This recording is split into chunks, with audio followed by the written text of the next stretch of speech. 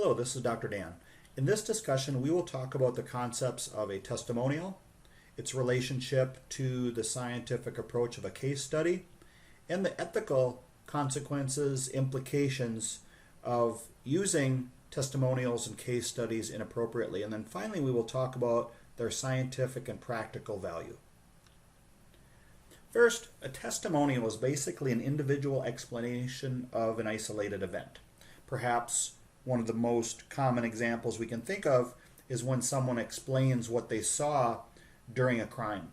So in other words, they describe something to a police officer and then perhaps even subsequently describe or use their testimonial in the courtroom to describe an event.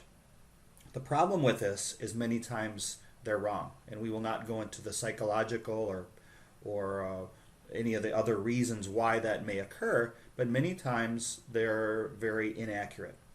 A case study is an investigation of a single or small number of individuals, and in turn, many times that is their experience with an isolated event.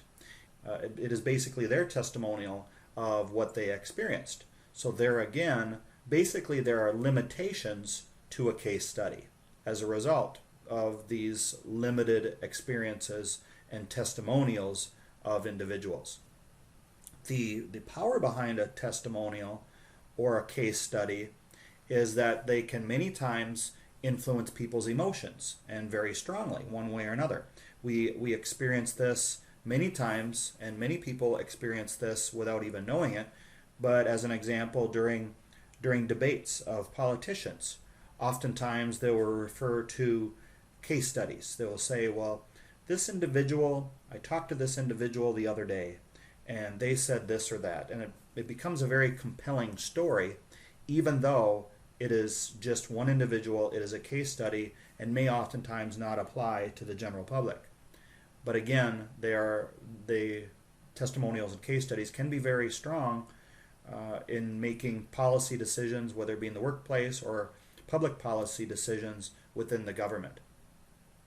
Now, a case study, again, is an it's an investigation of a single or a small number of individuals, and it can have some very important consequences, which we will go over in a moment. But for now, let's go ahead and discuss a bit more some of the relationship with ethics and some of the consequences of this unethical behavior.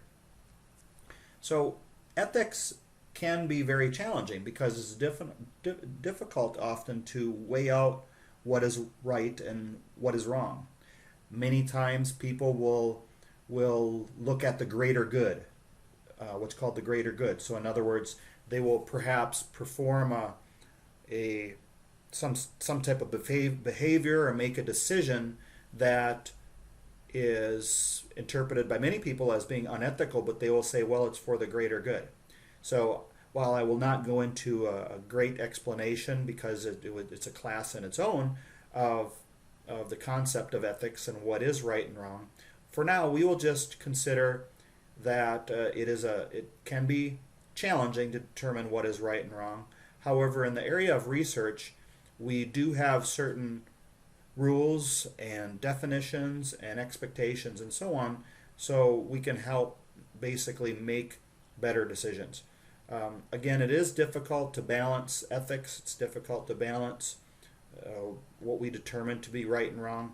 However, if we follow these rules, then it becomes a bit easier.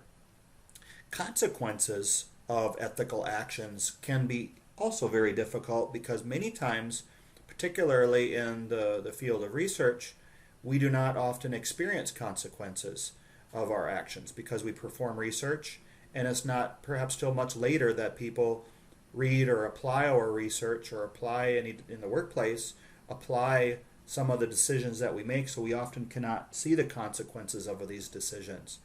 And unfortunately, people do not learn if they do not have any sort of consequences of their actions. So that is another difficult and challenging aspect of ethics and consequences. So what does this all mean? Well, first off, as we look at testimonials, as we look at case studies and understand how to apply them, we can actually use them to a great benefit in the area of research. And what I mean by that is case studies can lead to broader ideas. As we come up with ideas and as we investigate a very detailed case study, it can give us more and more ideas for continued research. And that's where we really have some positive practical value to a case study.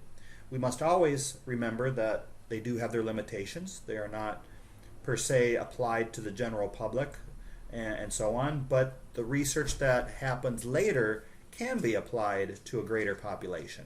The practical value is in the workplace as we perhaps look at some case studies, which we do not necessarily call those case studies in the workplace. Perhaps they are simply recommendations that are put into a suggestion box. Perhaps they are interviews with employees as we're trying to figure out some challenges that the workplace is having, like increased turnover or decrease in production or something.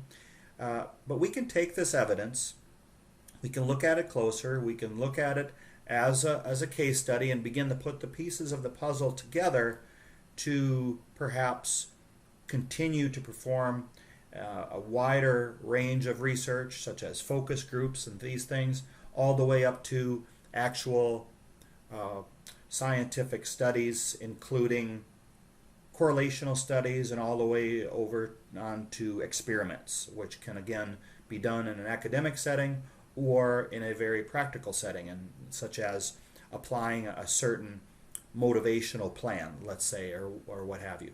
So again, just in summary, the definition of testimonials and case studies is basically looking at one individual or a few individuals and what they have to say and what they do in a very specific situation.